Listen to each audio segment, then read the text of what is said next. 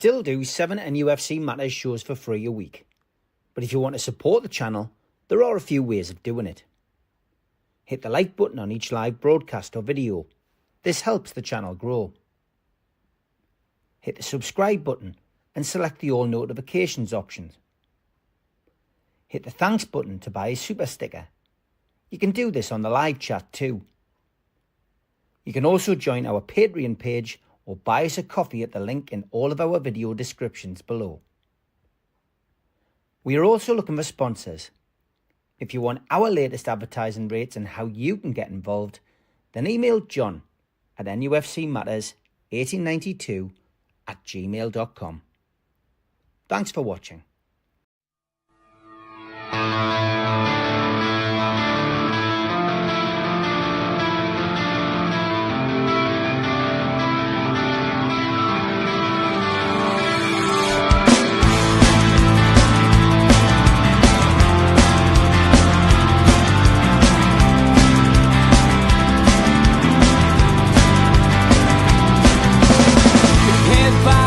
Critics attack. It feels like I've been talking to myself again.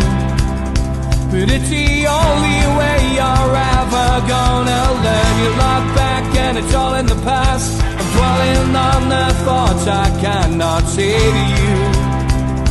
If I don't say the words, then maybe it's not true. And it feels alright when they come and say to you, you're the only thing that makes us all believe. Good evening, welcome along to NUFC Matters. It is Wednesday night, it is Ask Mitch. We do like to do some different shows on here, and this one had been asked for quite a few times, and we'll be doing another one with Ask Penman and Ask Hasty before the season starts, just to fill the gaps in before the season proper. Good evening, Mitch. All right, mate, how are we doing? I'm very good, mate. I'm very good. And as always, we get lots of questions for you, some which we can answer, some which we'll completely ignore, because ultimately for us, we can't answer questions about players, etc. We've got no idea what is going on, but we appreciate the questions all the same. But we'll stick to questions that at least you can have an opinion on and that you can give us your opinion on. And I love Les's question, because this one is interesting. I think this is the least, Les. With the passing of the Football Governance Act, do you think we can see a levelling of the playing field at any stage? Not anytime soon. With the Football Governance Act, it feels like jobs for the boys, to be honest with you. What I would hope it'll do is it'll make the Football League sort themselves out in terms of their ridiculous owners and directors tests, which seem to allow any Tom, Dick or Harry to buy a football club and run it into the ground. You know, and you can see plenty of examples of that. Bury, in particular, you've got springs to mind. Current clubs, you've got Sheffield Wednesday, Hull, both with transfer bans at the minute and registration bans. Owners who really de facto want out and are putting pressure on the fans to do. There's a ridiculous situation at Morecambe where, you know, the owner's been saying he's been selling for 2 years and now all the board have resigned. They just can't stand it anymore. There's loads of examples of that where football needs to get its house in order. Further up the chain, there's so much money involved and it's so far gone. And it would take the kind of legislation that governments have had opportunities to do. And then the one I bang on about was how they handled Abramovich at Chelsea. The genuine way they should have done that was to put Chelsea in administration. That was the only way, really, to make sure that there was no skullduggery and no chance of what exactly has happened, because there's people still haven't had seen the money that's rested in somebody's bank account still, that Abramovich still controls. And that's weak, and that was weak all along, but that was terrified of upsetting status quo in football, voters, etc. I don't see what a new governance officer is going to do, really. because it's quite clear so much in football is past a certain point, and that depresses me greatly. You know, the whole concept. You know, I speak as a founding member and the interim chair of the Supporters Trust, somebody who passionately believed in the role of fans in ownership. And right now, I don't see a role of fans in ownership at any level above the championship and above. It cannot work. And that is sad.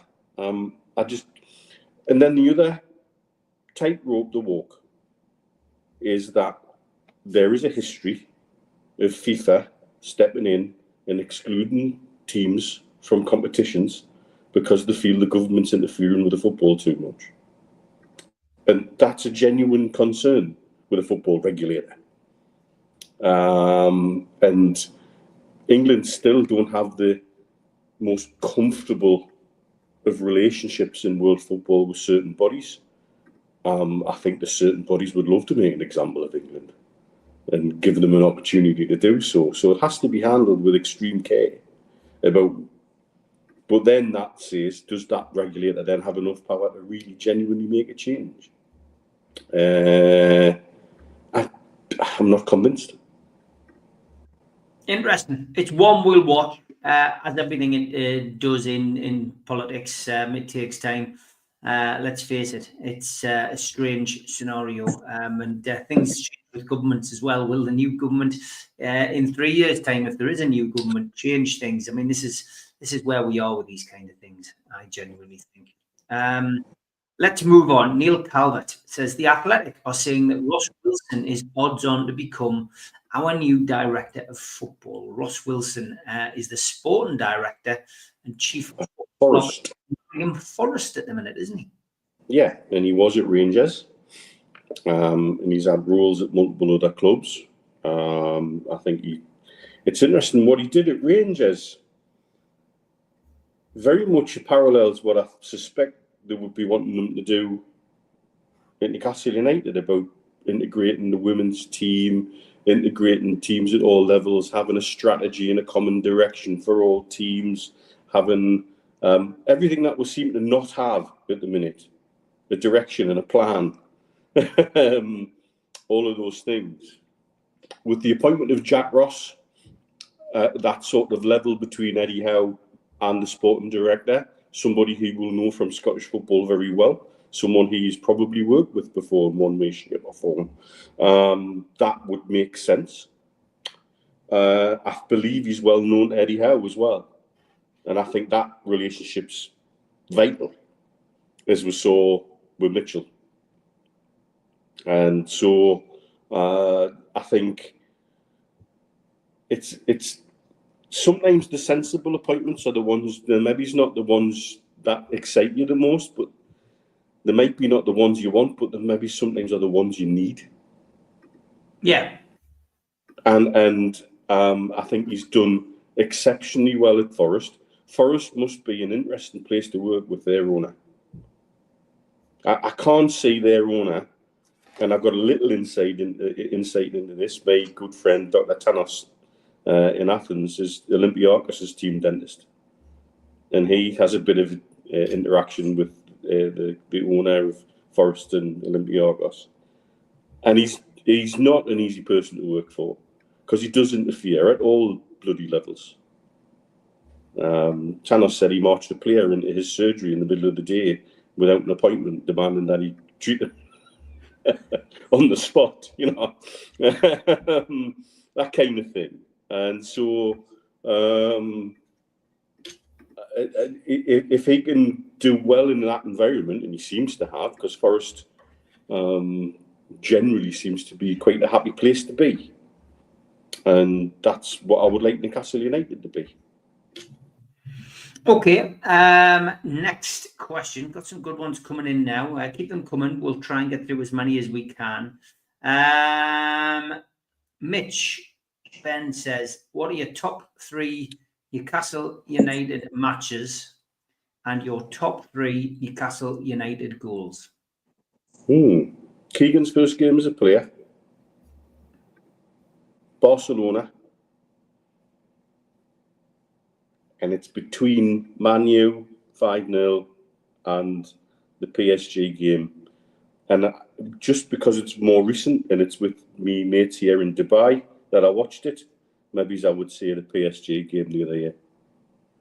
Okay. And your 3 Newcastle goals. Do you know they're against Ferencváros?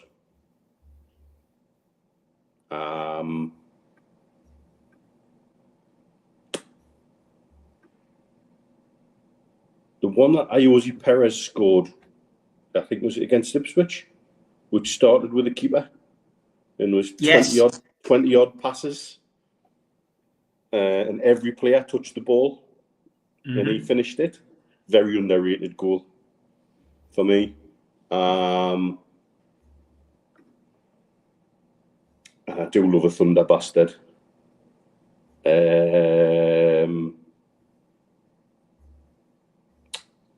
Shearer's against Everton, where Shola chested it down. Was it against Everton? Yes, it was, yeah. Yeah, Shola had chested it down and Shearer in the top corner. Okay, Toyota, Arsenal, Shearer, Everton, Alba, Man U. So many good goals. There is Beardsley against Brighton, of course. I'm doing this totally off the hoof, and of course I forgot. You are. Final. Yeah, well, yeah, listen, it goes down games. I mean, cup finals are one-off, so games, I suppose it is slightly different. Lee says, do you or have you ever been a gamer? And if you have, what is your favourite game, Mitch? Yes, I have. If I had a bit more time, I probably still would. I've come close to buying a bloody PS5 a couple of times, actually.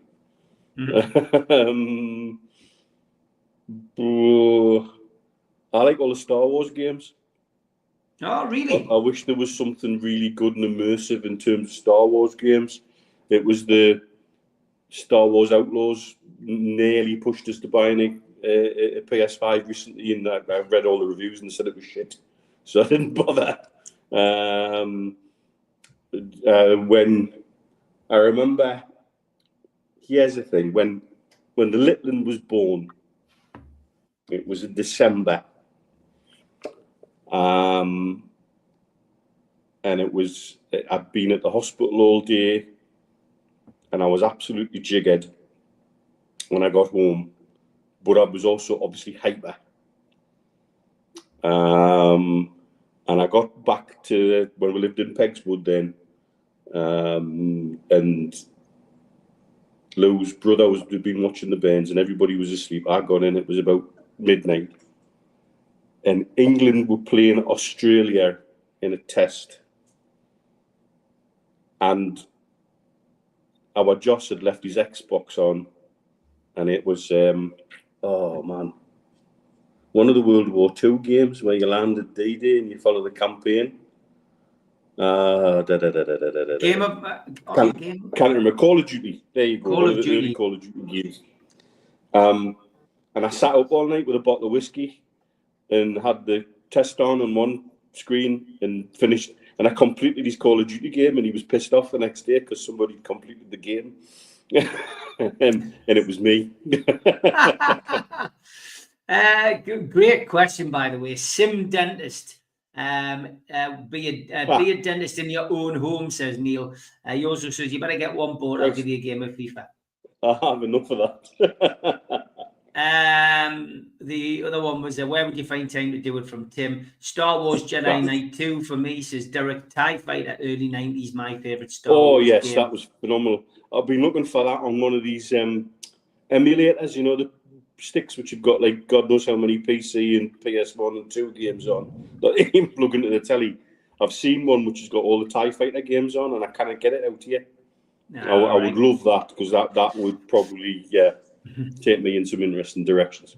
Spyro the Dragon for Les. Medal of Honor, Gary, that's the only game I ever clocked. I'm not much of a gamer, but that is the only game that I ever clocked. I did do it, and got to the end where send the rocket into space. So there you are. That proves it for anyone who's played it. I definitely did get to the end. Neil H says, what is your favourite Adidas purchase, Mitch, so far? The favourite one ever? Yeah. Right, was a collaboration with Harris Tweed, and it was a Harris Tweed track top. Mm-hmm.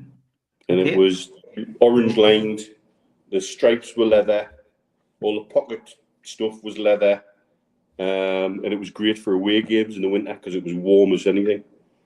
And I bought it at an outlet, and then when I left the UK and I sold a load of stuff, I actually sold it for more than I bought it for because it had become so rare. And I kind of wish I'd left it at my dad's in the cupboard, but there's only so much you can leave behind. I had to have a cull because I had so much sitting in that bloody garage that had to go before we went. And that, to be fair, it paid for all the family's airfares coming out here. Fantastic. Jules, I never had you down as a Grand Theft Auto fan. Assassin's Creed, Hitman, no messing with Jules. She did like the Sims theme hospital too. Crash Bandicoot, says Tim, one of his favourites. Command and Conquer is a great binge game, says Sean. And can't beat a pair of Sambas, says Paul. Not the green Ravi's Adidas shoes, says Mike. Right. Yeah, there's a famous curry house here in Dubai called Ravi's. It's one of the original Pakistani curry houses. Yeah. And Adidas did a limited edition release. I think there might have been Superstars with Ravi's. They were green and white with Ravi's logo.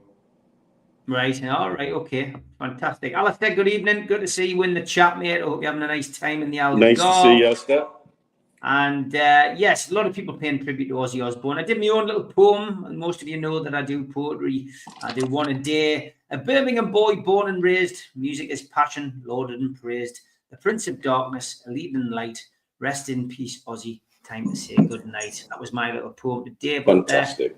People would like to know, Mitch, your views on Ozzy Osbourne. Any thoughts on Ozzy? Were you an Ozzy fan? Were you into that music?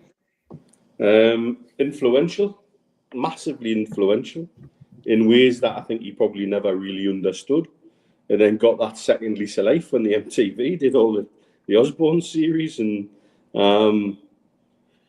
fascinating bloke, and that he came across as this dodgy old bloke, and then you'd stick a microphone in his hand and shove him on a stage, and then there was Ozzy, just appeared.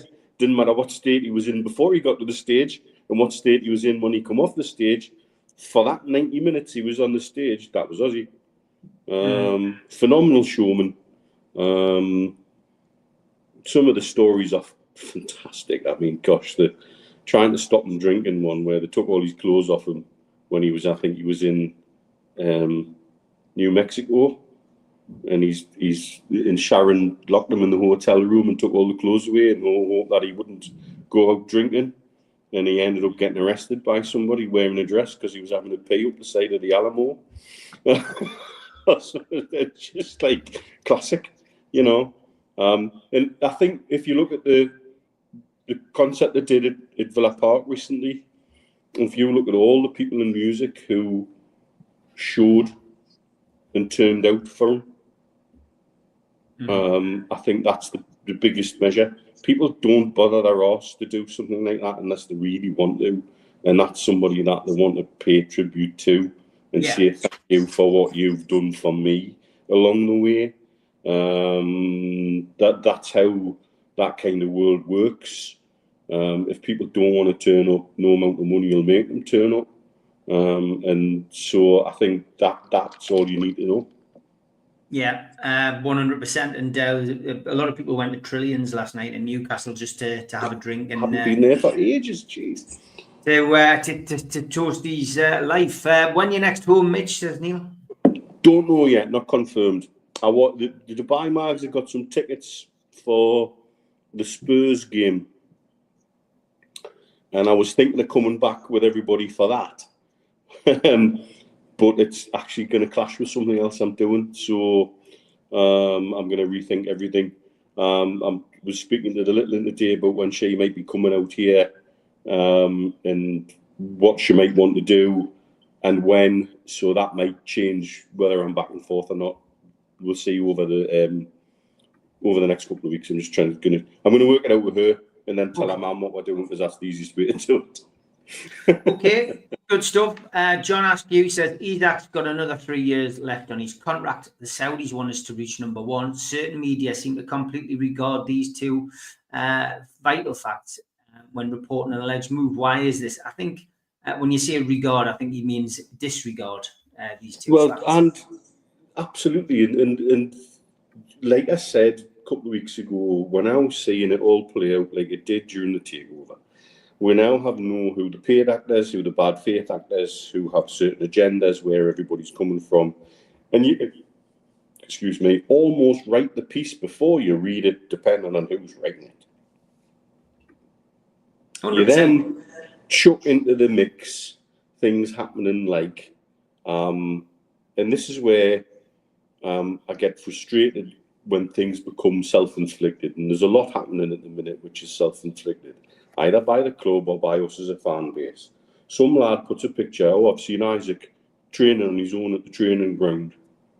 Daily Mail get hold of that picture, put it out, saying Isaac's training alone. This means he must be exiled because he's going to be sold and his head's being turned. For God's sakes, and shout out to those who are correcting that in the media today, because it needs correcting. And there's not enough people correcting it, mind. You'll not find any of the big papers doing that. Because that's not what sells. They want to feed the machine, the hungry Liverpool fans who are desperate. Who now, after going along with the, poor us, we can't spend any money because Mr. Klopp says so, now they're spending left, right and centre. Fuck you and fuck everybody else and we're all right, Jack. Which is what they always were. But so it doesn't sell papers, it doesn't sell clicks, it doesn't drive people to a website to say this is the reality of the situation. Let's rather talk in hyperbole, and then as a fan base we then feed it. The idiots on TalkSport doing the whole, well, Newcastle's in the north and it's cold. Oh, fuck off. Really? Do you know what? He grew up in Sweden. Do you know how cold it is there? Yeah. It's this, that they're happy to spin that yarn that players don't want to, they prefer to go to London. They don't want to go to Newcastle because Newcastle's not London. It's cold and it's miserable and it's not cosmopolitan. All of that's bollocks. If you spend 5 minutes in Newcastle, you'll understand how properly cosmopolitan it is these days. And weather's irrelevant, really irrelevant, particularly to somebody who grew up in Sweden. But again, all of that doesn't sell papers and doesn't get clicks and doesn't drive traffic. The only reason we've been unable to secure certain players is wage structure. It's that simple. And then when I look at Ekitike off the Liverpool with his bloody white Louis bag with a Labubu stuck on the side of it, is that what footballing heroes do these days? Is it really? I hope somebody gives him bad Chinese burns on his neck. Anyway, these are the things which the media are quite happy to use against us. And then we get up in arms and immediately bite back. And this just all feels like a takeover, doesn't it? Mm-hmm. Mm-hmm. It does, yeah. Like I say, I hate to say I told you so, but this is never, ever going to go away. It's never going to change. We'll have to, put up with some of this simply because of who our owners are and because of this repeated agenda that American money is fantastic and doesn't spoil the game, whilst Liverpool and Chelsea are running amok. But money from the Middle East is terrible, while Man City have 115 charges outstanding against them, and we're still being hammered with the odd human rights story, etc., etc. B. Taylor says, was Mitchell, in your view, a plant to completely disrupt Newcastle? His awkward comments about our transfer policy, his refusal to renegotiate Isak's transfer, and his short notice leaving the club when he did. I think that's a conspiracy theory too far. I think I would break it down to something simpler. He's a dick. And he's never lasted more than 3 years in a job. Simple as that. I think so. Yeah. Okay. Lots of people talking about Isaac. We don't want to get bogged down in all of that if we can help it. Top 3 movies, asks Lee. Empire Strikes Back.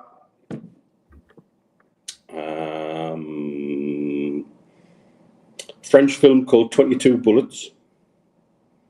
I've not watched that. It's Jean Reno from Leon the Professional. Right, got you. Okay, which would also be my 3rd top movie. All right. Right. It's okay. He plays basically it's a French mafia thing. Right. And that's how many bullets they pull out of his body, and then he goes and gets his revenge, and it's fantastic. It's one of these ones where I watch a lot of foreign language films, not specialist adult ones, it must be said. There's some real hidden gems out there. There's another one called Brooke La Legenda, Brooke the Legend. It's a Spanish one about Napoleonic campaign in Spain, and basically one man single-handedly takes out a whole division of the French army, and it's based on a true story. It's like proper guerrilla warfare, and it's great. If it was in English, it would have been an absolute blockbuster. So stuff like that, love stuff like that. You can also chuck in things like Pan's Labyrinth. Just a fantastic film. Great stuff. Andy Davis would like to see your feet, Mitch. They're barefoot at the moment. I know he's inferring at the sambas that I picked up today. If you give us 2 seconds, I'll go and get them. Aye. Well, I'll tell you what, we'll do the ads and go and get them, and you can show them to the public after this. A big thanks to all our sponsors, Skips and Bins. You can find them at their website, skipsandbins.com. Contact them at www.skipsandbins.com/contact. Say hello to low-cost waste disposal with pay-as-you-go and contract waste management. A big thanks to Mr. Vicky's Sauces, handmade in Cumbria. You can find them at their website, mrvickys.co.uk, email info@mrvickys.co.uk, or telephone 01768 210 102. Thanks to our fanzine sponsor, United Group Travel. There are no strangers on our tours, just friends you haven't met yet. 2 crew driver and courier, local family company, 3-star plus quality hotels and no interchanges. Hot and cold snacks and drinks available on the coach, all excursions included. Their website, unitedgrouptravel.com, email beverly.ugtl@gmail.com, telephone 01670 632 460 or 0791 666 4174. Just £30 per person deposit. Thanks to Media Arts for all the help with the technical side of things. And if you like listening to us as a podcast, you can go to Sports Social Podcast Network or to iTunes, Spotify, or other podcast providers. If you want to support the show, then hit the subscribe button. It's free. We do 7 shows a week.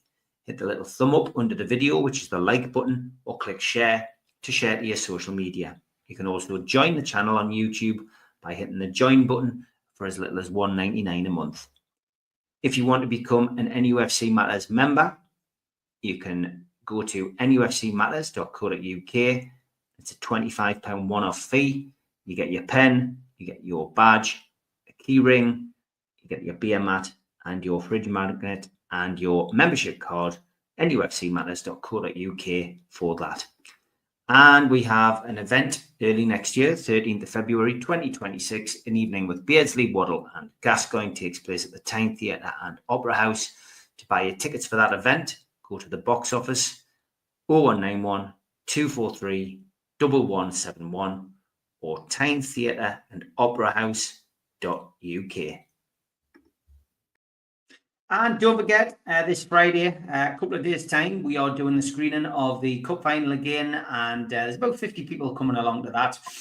We could do with a couple more. There was only 100 tickets available. It is free entry, and if you just simply register to come. You win have a chance of winning one of those replica cup final medals. So get yourself along if you can. It's a 7 o'clock. Doors open, 7:30 start. We'll be finished by about 9:30, 9:45, but just a good chance for us to get together as a community. And we've also got the fanzine on sale, got another subscription through today. I think we've got 51 subs now. We need to get to 100 to make it viable. So 4 issues for £25. That includes your postage. All proceeds going to Age UK, North Tyneside Dementia. Okay, before the break, Mitch was asked if we could see his feet, but it was all about the trainers. What have you been buying? Picked up a pair of these, the new Newcastle Sambas. So blue heel tab, Newcastle on the thing, and club crest on the tongue. Very nice. Good fit. Spot on, as you'd expect there. It just a total weird thing because I was on an app called NUFC, which is owned by New,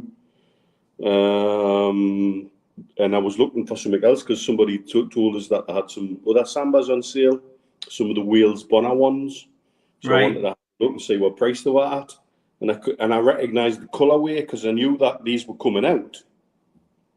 Yeah. And I knew the blue heel tab stood out, but they were listed as this because this is what's on the box.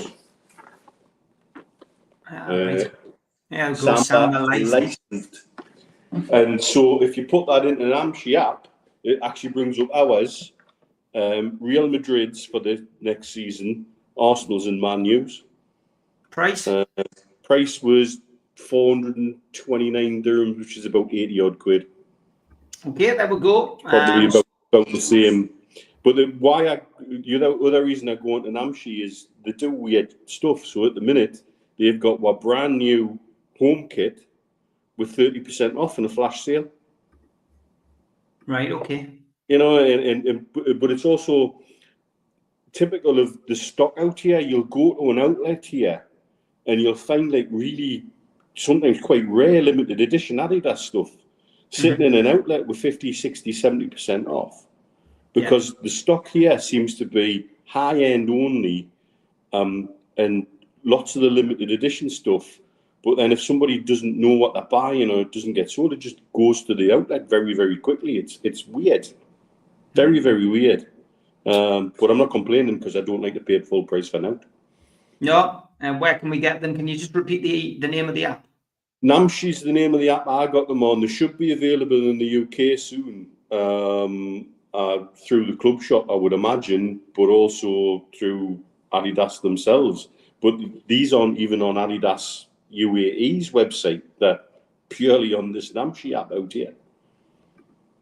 Some of the new stuff is 20 to 30% off on the Adidas site, says Craig Lee. So there we go. Lots of questions, lots of different varieties that areas you can go. Steve just wants to know, can you give the name of the Spanish film again?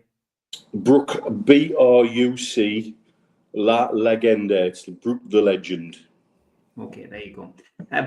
Blue Rhythm Boy, keeping on Adidas theme, says, any thoughts about which retro top Adidas will reissue this season? 96 away to go with a home?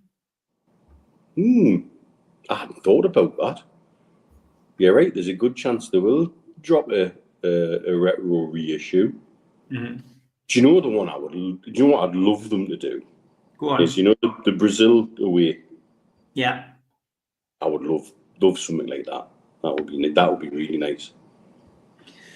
Okay, next question. Who's your 3 worst tune managers? Good Lord. Bless him, because he was so far out of his depth, Richard Dennis. Or Dennis Richards, that's what Malcolm called him when he first met him on the first day of training. And he was a PE teacher, wasn't he, Yeah.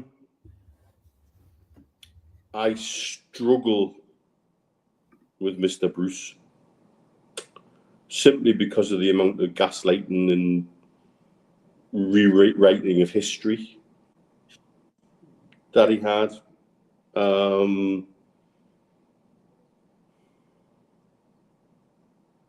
Steve McLaren was just so overrated. Yeah. So overrated. And I don't see all the stuff. He's one of these blokes who was fantastic as a number 2, but didn't have it about him to be a number 1. Yeah, I would agree. James says, do you have any plans to fly over for the World Cup? This rate, I'd probably get banged up the minute I landed in the States. Haven't really thought about it. Yeah, me neither. I did learn my lesson once about not making jokes with American immigration officers. So I wouldn't be doing that again, that's for sure. But I haven't really thought about it, to be honest with you. Focused on the Champions League. Blue Rhythm Boys says, who's the bigger politician, Howe or Rafa? Oh, that's a good question. Howe doesn't misspeak often, and neither did Rafa. Now, Rafa. I think Rafa's the supreme politician. Yeah, Rafa was good. Very good. Got his ducks in a row before he even came to the club. That's how I got involved with our friend Rafa. But he was very, very smart. Very smart. If you were given the choice of your top 3 alcoholic drinks, what would it be, says Tim? Okay. Jim Beam's Black Cherry.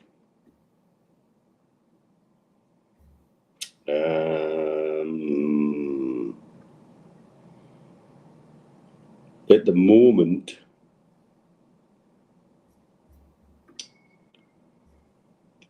Famous Grouse do a whiskey you hide in the freezer called Snow Grouse. And that is so different to have. It's just next level. So I would include that as well.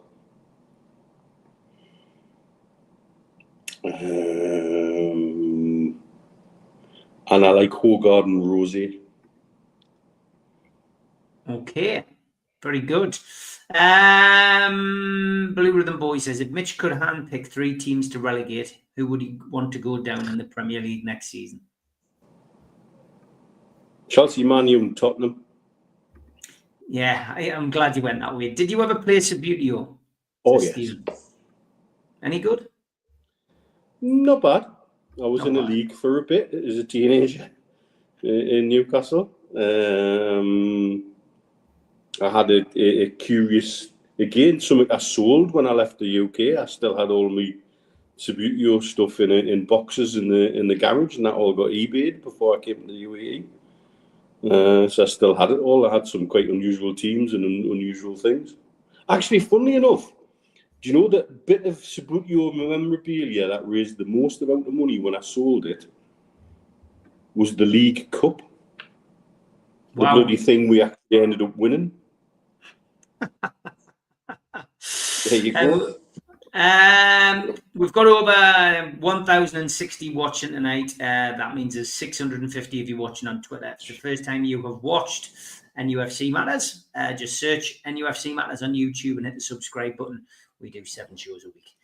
Top 3 strikers that you've seen in your lifetime, says Peter. Oh, the original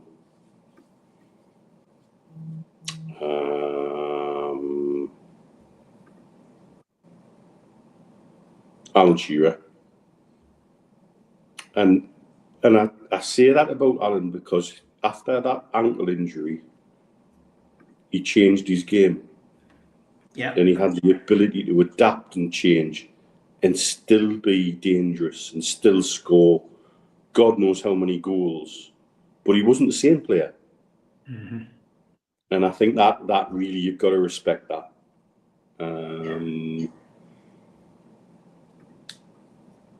Look, we've been blessed with Peter Beardsley.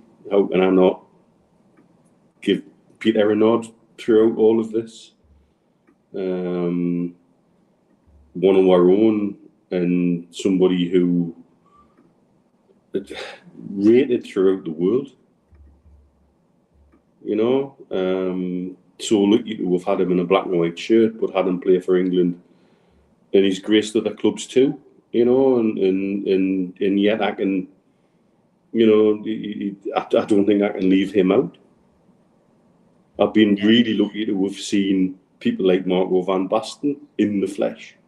Really lucky to have seen, who was the absolute nutcase that Bobby Robson took from PSV at Barcelona, the other Brazilian lunatic. It'll come to us. Somebody in the channel. You know, it'll come to us. You know, people like that. When me and my dad used to go to Barcelona's pre-season tournament, we saw all sorts of amazing strikers. Jurgen Klinsmann. You know, and then there's people I've only ever seen on the telly, but you know, blessed to have seen as well. Gerd Muller, Romario. Romario. There you go. There's the word. And he was electric in person. When you saw him play for Barcelona, he was just, you know, next level. He's one of the few players you could take from that era and probably stick him in this era, and he would survive. Yeah. What's your favourite format of cricket? Test or one-day internationals or T20? Give me a test every day of the week. Yeah. Okay. Call it test for a reason.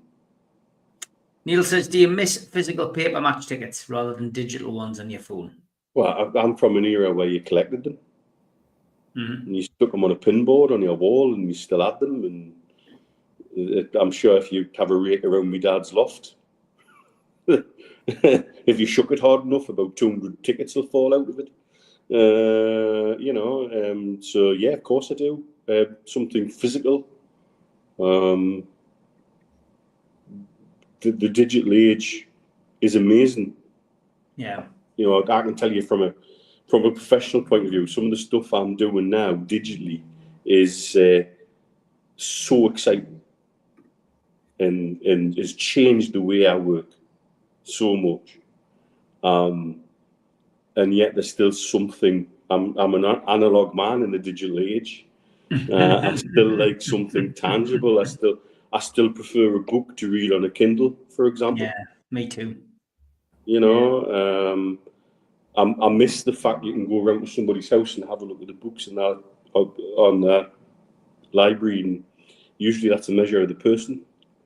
Yeah. And that was always an interesting thing to do. When I had my apartment in the town centre, it was on a floor that was double height because it was a floor on the building that used to be a co-op store for carpets and materials, so it was double height. And so I had a library at the back wall with a ladder. You know, you had to climb up to get some of the books with a ladder, and I used to love that. That was, you know, it was old school, but I loved it, and I still will always be an analog person in the digital age, but I love the digital age too. A couple of questions about Isak. Does Mitch think the Isak problem ends with a new contract? Mandy Pyle says, do you think Newcastle will try and meet him halfway with his wage demands? Almost certainly. Look, if it's true that Mitchell basically stopped talking to him about a new contract that had been promised to be talked about, you've got to understand from a player and agent perspective why they'd be pissed off about that. We have to look at it from the point of view of who else are we paying and what else is in other people's contracts in terms of parity clauses. Because that's the biggest thing, is you stick him up to 200k a week, say, but then suddenly Bruno Tonali and potentially somebody left field like, I don't know, Jacob Murphy might have a bloody parity clause in his contract. And suddenly you're paying a hell of a lot more than just his wages. And I think that's the PSR tightrope we're walking with that. Steve Bennett is asking, Thai or Filipino? He does mean food, he says.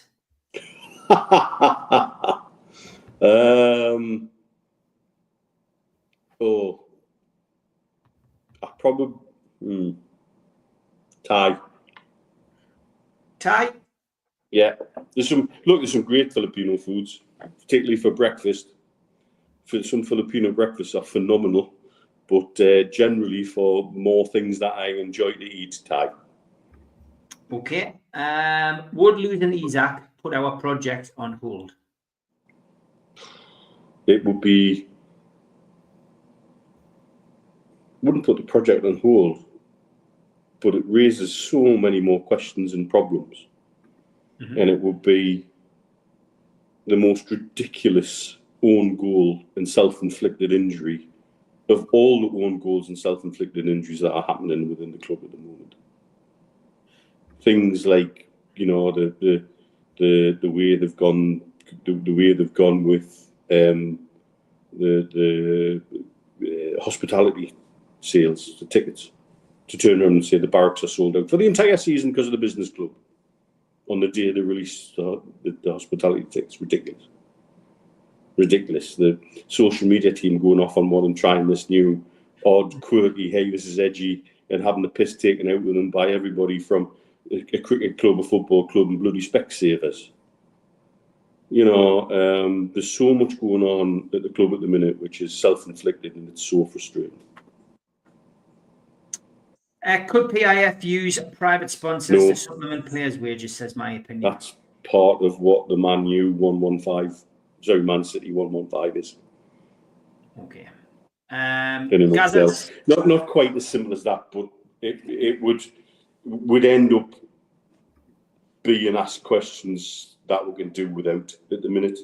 If they end up doing that, we'll go down the route of we might as well just bust PSR wide open. Yeah.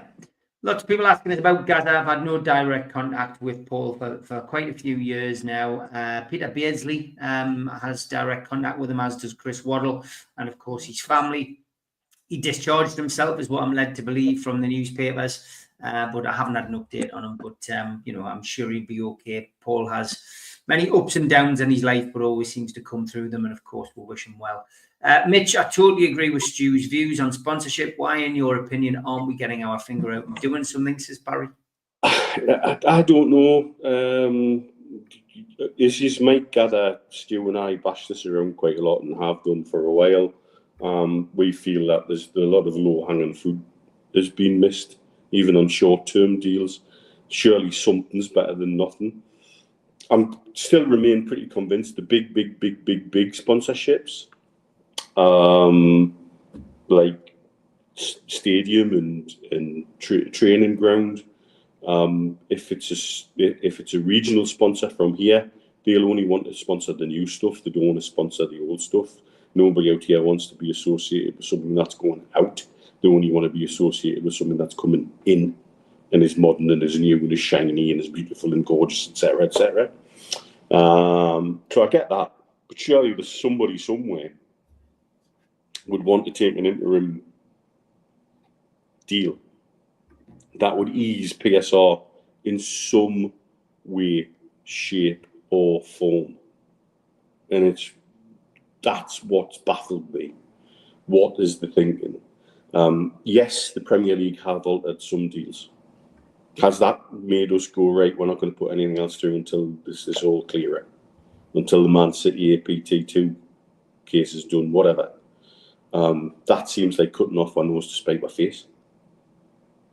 One only hopes that the deals that are to come in are absolute blockbusters and it's worth the wait. But I'm getting frustrated simply because, as things stand at the moment, we seem to have a lack of leadership, a lack of direction, a lack of communication, and it's hurting us on and off the pitch. It's creating voids which are filled with angst, fury, rage, and us doing what we do best, turning on each other. And nobody in the club seems to have a handle on that. There are people within the club I genuinely believe need to be managed in a different direction. There are people in the club who've created little fiefdoms that they're scared to lose. And I don't mind saying that openly. That, you know, there are people in place who have got themselves into certain positions and they know fine well when judgment day comes, they'll not be up to scratch and there may be a fiefdom to lose. And that's all symptomatic. And I cannot believe I'm saying this 4 years on, of the state that we were left in by Mike Ashley as a ghost ship. There's still more people in Sunderland's commercial department than there are in ours, even now. Which is ridiculous, isn't it? Yeah. Yeah, it certainly is. Dean says, what's your favourite stand at St James's Park and why? Put me back in front of the old scoreboard, please. Yeah. And that's me being an old fogey and remembering things were probably not better than they actually were. Yeah. Fire and Skill on Twitter has put some great photos up actually from a wind some down. really good ones recently. Yeah. From the Leicester 7-1, which just takes you back again. It's always great to see old photos like that. What was your favourite away game experience, says Marcus? Oh, blimey. Favourite away game? Grimsby in the promotion season with Keegan. Mm-hmm.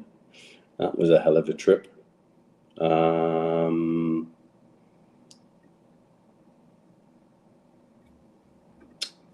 really enjoyed going to Dortmund with Stu a couple of years ago. Yeah. Something we'd always threatened to do and got the chance to do, but coming from Dubai, not from Newcastle. And that was a heck of a trip. We really, really enjoyed it. And again, as ever with Newcastle United, you can have a fantastic trip and 90 minutes of the match becomes irrelevant. I could list so many of them with so many stories and friends well met along the way, some now no longer with me. Well remembered in tales and well missed in some cases. And so yeah, it's so many. Not necessarily the ones you might think of. I remember when we played Cambridge once in a game away that got abandoned at about halfway through the first half with fog. And we had our good mate Paul Hearn was actually studying at Cambridge, and he was in Jesus College. So those four, we decided to go and stay with him. And we ended up going to the match and then ended up having a scrap with some of the bloody Cambridge students afterwards. Oh, God. And he got asked not to bring his friends ever again. So yeah, that was an interesting trip away. But again, one I wouldn't change for the world. Is it time for a wage salary cap or total transfer window spending limit for all clubs to make it a fairer market regarding player purchases, says Neil? Do you know who would excel the best in a scenario like that? Well, the clubs with American owners. Because that's what happens across there. Yeah. Okay. Have you ever tried Olmeca? It's a dark chocolate flavoured tequila. Yes. I'm not a big tequila fan. As Rob would testify when I'm at his, he has a large selection of tequilas and he's had Olmeca before. I'll often slip a Sambuca in and out of preference when he starts getting the tequilas out. Mitch, your director of football, what would your tactics be for signings to take us to the next step, not the Simple. Immediately pivot to what Eddie's best at. We get the best of the level below, the people who are keen and who want to grow, who will buy into the project, who he can improve, who he can bring on, who will integrate with a squad that is happy and is settled. We need to pivot to that. We've tried going toe-to-toe with the big guys. We're just not big enough yet. We need to pivot to that. Yeah. Who started centre-back for the first game of the season? Who's your centre-half pairing, do you think? Botman and an as yet unnamed new signing. Okay. Do I miss the Dunstan Rocket or Tudor Crisps? Tudor Crisps, Gav. The Dunstan Rocket was as bad as the Get Carter car park. It was a monstrosity. Rashford away to the boss. Tudor. Any bag of Tudor. Rashford away to Barcelona. Any thoughts and would you have taken him, says Wolf? As a player, yes.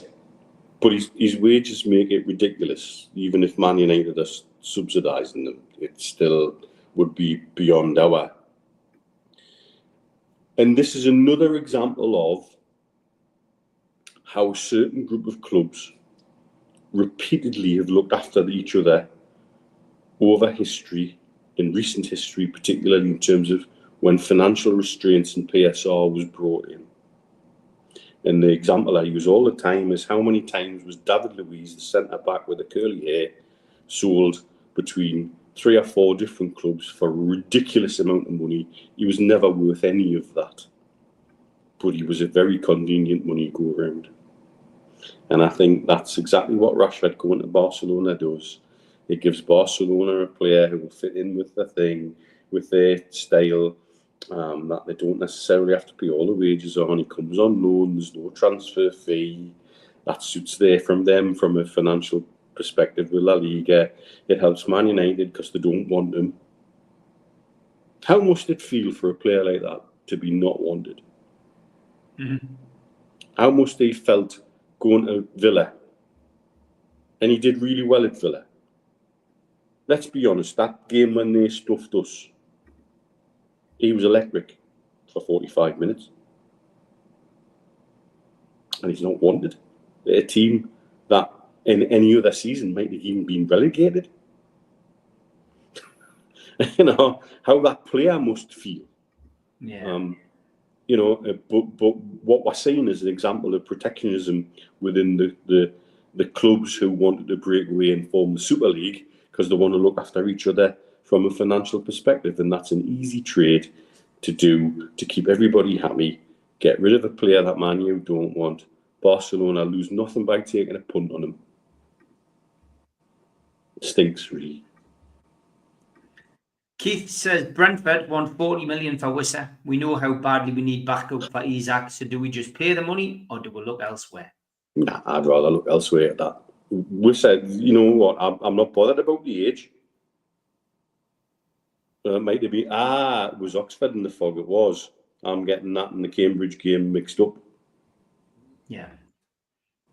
Right. Yeah, you would look elsewhere. You wouldn't spend 40 million. Yeah, I would look elsewhere. Yeah.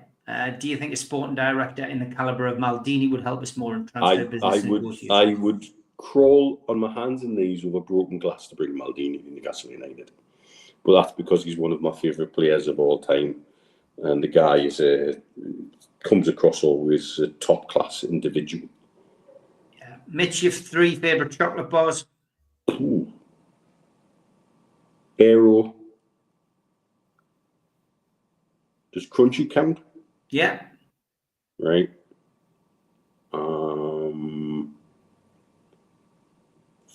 Fries peppermint cream. Oh, blast from the past. If you could pick a Newcastle 5-a-side team, who would be in it? 5-a-side keeper Shea Given. Albert at the back. I'd stick Rob Lee and Gary Speed in the midfield and Shearer up front. Okay, and nicest player you have met in person, or nicer 3 players, he says. Eusebio, King, Kevin, Pedro for Stephen. I haven't spent a number of days in the company of Pedro. I've got to say, Pedro. I hosted his talk in here with the Dubai Mags last season, and it's the easiest thing you can do. I know all the stories he wants to tell. I actually got a few new stories out of him that I hadn't even heard this time round, because it was like talking to a mate. Yeah, and he's that easy to talk to. You know, it's that straightforward.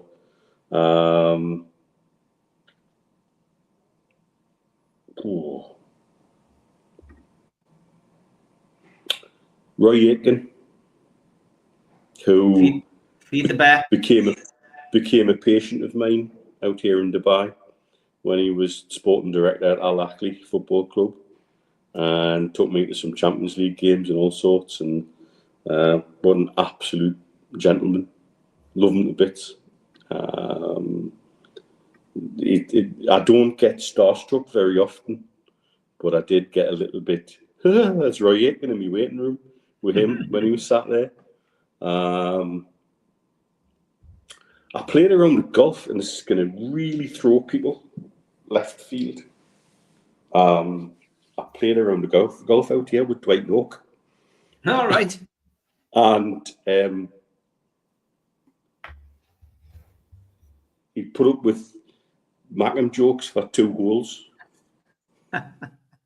And then once I ran out of them, actually, it was fabulous day in his company, courtesy of a guy called Chris McCarty, who's on Dubai Eye Radio out here, and had a really good day with him. The bizarre thing is, out here you do bump into sort of so many ex-footballers, and I've got La Liga Academy over the way from here where I live. And sometimes you'll walk through there, go to Kicker's bar for a pint, and you'll go past former Spanish internationals sitting having a pint in Kicker's. It's like, hello. But to be fair, so many of them will actually stop and chat if you sit and have a beer with them. Good stuff. That is the hour. Flew over. Great questions. Thanks to everybody in the chat. I'll be in the hot seat. Jesus. Mental. I will be in the hot seat tomorrow night, 5 o'clock, and then the Amigos will be on Friday night. Probably only get an hour and a half in for the Amigos, to be fair, on Friday, because we have got to get to the Irish Club to go and watch the Cup final. But yes, great stuff, Mitch. Thanks very much, and I will see you on Friday, mate. Take care. Take care.